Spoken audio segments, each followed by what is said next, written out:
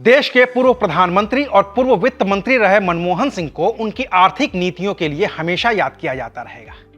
लेकिन ये मनमोहन सिंह ही थे जिन्होंने इस देश को बचाने के लिए देश के सोने को गिरवी रखने जैसा बेहद मुश्किल फैसला किया था। चलिए आपको बताते हैं पूरी कहानी क्या थी। दरअसल 1991 में भारत का विदेशी मुद्रा भंडार केवल 1.2 बिलियन डॉलर तक सिमट गया था। यह भंडार केवल और केवल 3 सप्ताह के आयात के लिए ही पर्याप्त था।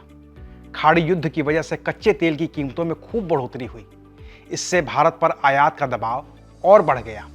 भारत ने अलग अलग अंतर्राष्ट्रीय संस्थाओं से भारी कर्ज भी ले रखा था और इसे चुकाने के लिए विदेशी मुद्रा नहीं बची थी।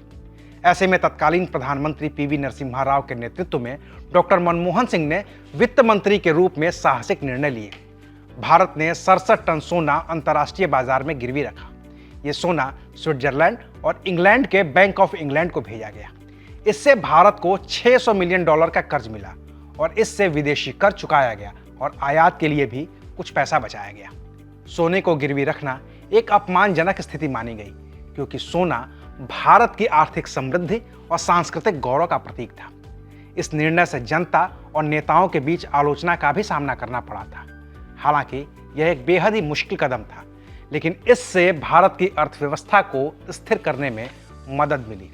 सोने को गिरवी रखने के बाद डॉक्टर मनमोहन सिंह ने भारतीय अर्थव्यवस्था को फिर से जीवित करने के लिए 1991 के आर्थिक उदारीकरण की प्रक्रिया शुरू की। भारतीय बाजारों को वैश्विक निवेश और प्रतिस्पर्धा के लिए खोल दिया गया। लाइसेंस राज को खत्म किया गया।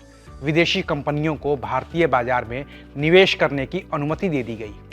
आयात और निर्यात के नियमों को और आसान बनाया गया और इसके बाद भारत की अर्थव्यवस्था में खूब तेजी से वृद्धि देखी गई।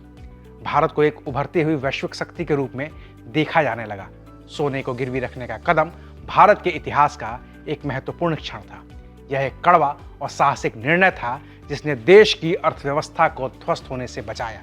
मनमोहन सिंह के इस निर्णय के कारण ही भारत आज भी एक मजबूत और स्थिर आर्थिक शक्ति बन सका है।